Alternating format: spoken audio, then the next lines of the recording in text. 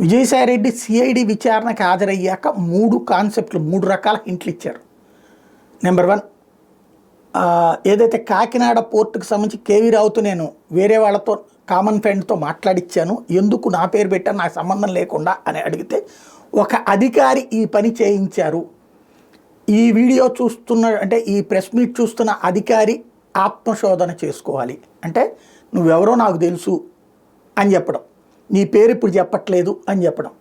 భవిష్యత్తులో తేడా వస్తే కనుక నీ పేరు చెప్తాను అని చెప్పడం. ఇది నెంబర్ 1 ఆయనకి ఇంటిచ్చినట్టు. నెంబర్ 2 వచ్చేటప్పటికి నేను ప్రస్తుతానికైతే వ్యవసాయమే చేసుకుంటున్నాను, ఎలాంటి రాజకీయ ఉద్దేశం లేదు, ప్రస్తుతానికైతే అంటే భవిష్యత్తులో రాజకీయ ఉద్దేశాలు ఉన్నాయి, నన్ను కెలకద్దు, నన్ను కెలికితే నేను తేడా వస్తుంది, రాజకీయంగా వేరే పార్టీకి వెళ్తాను, అప్పుడు మీకు తేడా చేస్తాను అని చెప్పడం. 3వది వచ్చేటప్పటికి కాకినాడ పోర్టు వ్యవహారంలో కర్త కర్మ క్రియ అంతా విక్రాంత్ రెడ్డే, ఇట్లాంటి ఏమన్నా ఇష్యూస్ వచ్చినా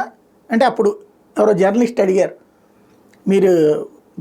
భయం లేదా ఇట్లాంటిదంటే ఏం చంపేస్తారా ఏం చేస్తారు అంటూ అడగటం, తద్వారా భవిష్యత్తులో తెలుగుదేశం వాళ్ళు కనుక లేదా తెలుగుదేశం కూటమి ప్రభుత్వం కనుక తనని వాడుకోగలిగితే మరికొన్ని రహస్యాలు బయట పెడతాను, ఆ రహస్యాలకు సంబంధించి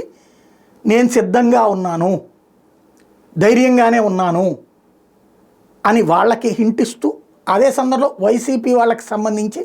నా జోలికి రావద్దు, వస్తే మీ జాతకాలు బయట పెడతాను అన్నటువంటి హింట్ ఇచ్చినట్టుంది.